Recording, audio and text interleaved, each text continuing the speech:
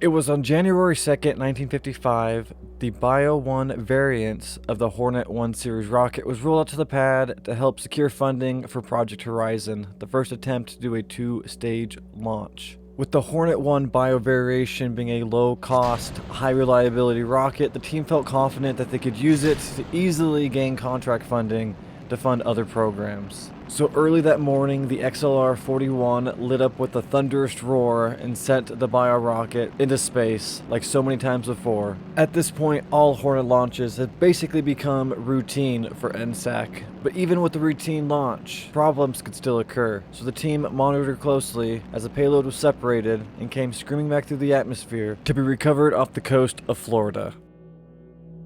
As for normal events, the probe came back through, building up a slight ring of plasma during re-entry, and the parachute successfully deployed as the team recovered the biological sample unit, as well as reaching all contract parameters for the local college. When funding was received, Project Horizon was put into effect. The next launch of the year would be the first time they ever attempted to stage an engine while in flight.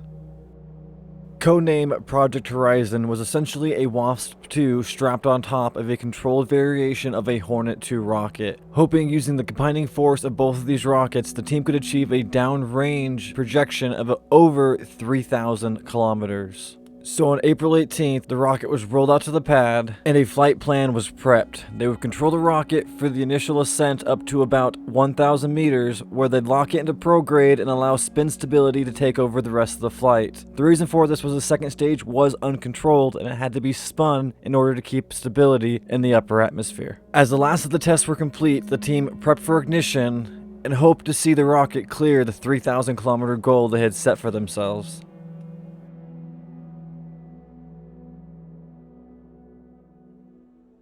On April 18th in the early afternoon, the rocket was ignited and sent off onto its downrange trajectory on a suborbital launch attempting to reach at least 3,000 kilometers. The first stage managing to burn through all 71 seconds of fuel, the team's main concern was getting the Aerobee to light mid-air after being ullaged off of the Hornet 2 controlled variants. The plan was simple: to ignite the Aerobee approximately 1 second after separation in hopes the ullage would hold. And to the team's surprise, it was successful. Indications of second stage ignition were confirmed, and the flight course was nominal. As long as the second stage managed to burn through 44 seconds of its fuel, it would be on a trajectory to exceed the 3,000 kilometer range that the team has set for themselves.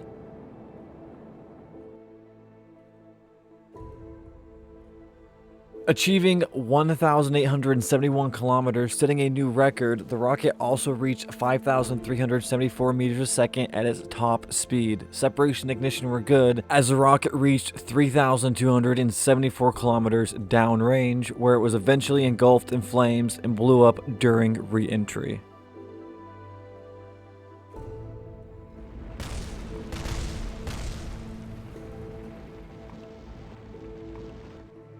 They had done it. They had managed to ignite an engine while in flight, proving that it could be done. This would be the first steps to Project Dragon in hopes to design an orbital launch vehicle. They had one more X-plane in the hangar ready to launch, which would be followed by a bunch of contracts drafted from the United States Air Force for sounding payload experiments, giving us much needed funding for Project Dragon and other missions for NSAC.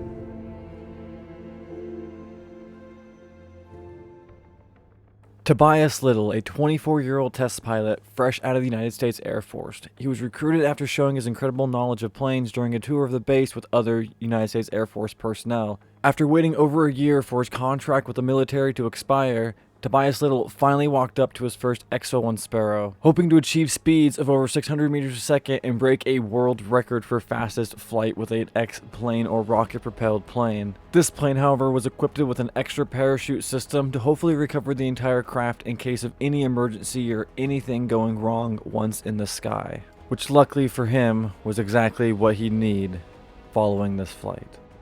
During the detachment from the air launch system, the plane smacked the other plane, causing damage to all comms communication systems, as well as knocking the plane off course. Tobias Little, being a great pilot, managed to regain control of the craft after a few seconds, then immediately had the engine go into a performance loss situation to where he couldn't get the proper thrust to achieve the 600 meters a second goal he was hoping for. Without being able to communicate with ground teams, Tobias pointed the plane in the best estimated direction he could, and try to gain as much altitude so he could glide back and hopefully land the plane back at the Space Center. If not, he would look for an open field and activate the parachute system to bring the plane down in one piece. As fuel ran out, Tobias let the engine shut down, and he tested the control surfaces of the plane to see how hard of a pitch he could make because he was flying off course by about 36 degrees. Noticing he was losing altitude and speed quickly, he flipped the plane around and gave it a quick 360 view to find the nearest field to go ahead and pull the parachutes and bring the plane down safely. After identifying a landing zone, he pulled the chutes and let the craft slowly drift down, hoping that it wouldn't explode on impact even though the tanks were empty. He tried to bring it down in an empty field, that way no one in the nearby area could possibly be hurt by exploding debris in case the plane did in fact explode. Pulling the auxiliary chutes to ensure a safe landing, Tobias Little managed to successfully land the plane without any major damage, even though he was a little shaken up from the experience.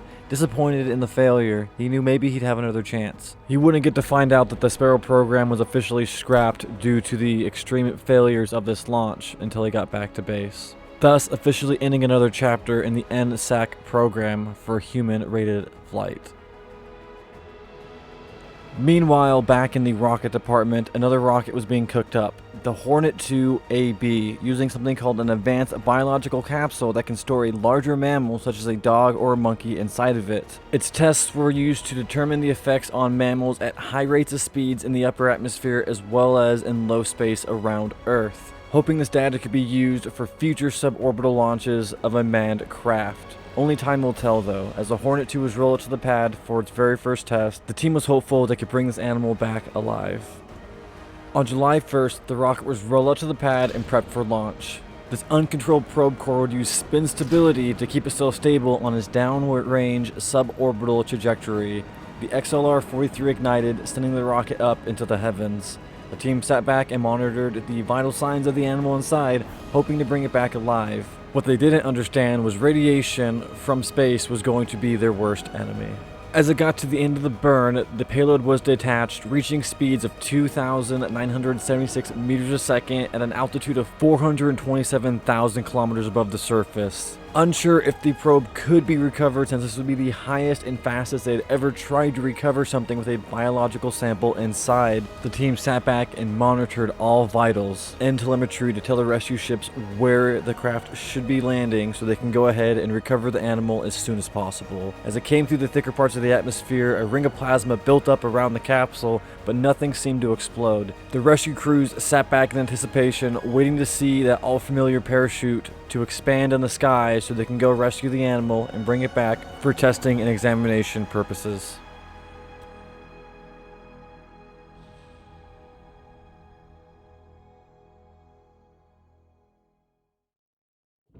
As the parachute deployed, the men on the boats erupted in excitement as they rushed over to pick the creature up from the water. Unfortunately, when they removed him from his capsule, they noticed he was acting very strange and almost ill. A doctor on board believed it may have something to do with the radiation it endured being in the low depths of space. Even though it was equipped with oxygen and other life support modules, it wasn't protected from radiation. At least it's not as well as the team hoped. The animal was airlifted to the nearest hospital, and the team waits back to hear if the animal survived the incident.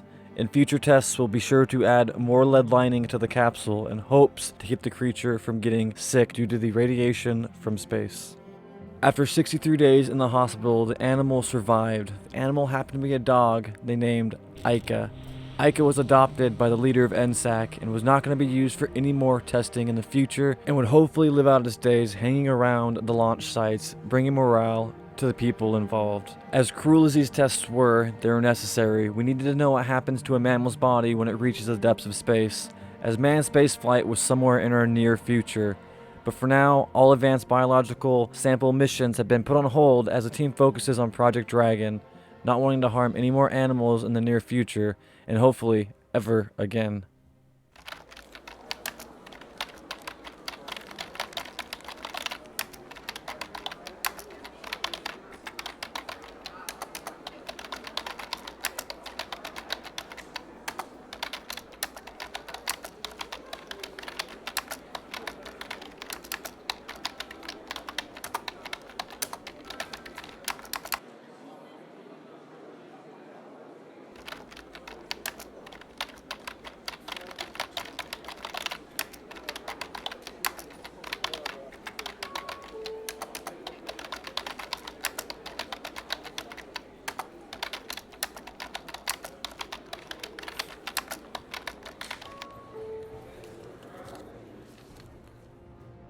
With a funding goal in mind, on September 7th, the first of 4 launches took flight.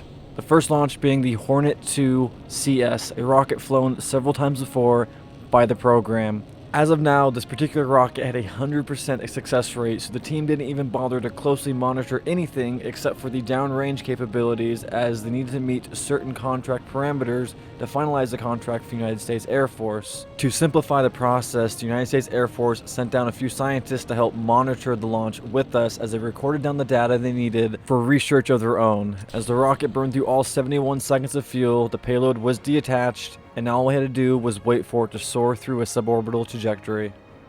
As the probe flew through space, all data was recorded, and it was decided that the probe would be exploded before re-entry was finalized, as there was no need to recover any part of the rocket, and the reduced funding from not having to send out boats to recover it was also something they had in mind. So after the scientists from the United States Air Force were satisfied, the range safety officer detonated the probe, and you could see it from the ground, a massive explosion happening in space. 1 down, 3 more to go. With the technology for orbital rocketry showing up quickly, the team had to move fast and started assembling the next contract parameter rocket, the Hornet 1 Bio variant, to be rolled up to the pad sometime in mid-November. And so, on November 14th, the Hornet 1 Bio was prepped for launch, where it was ignited and sent up like so many times before.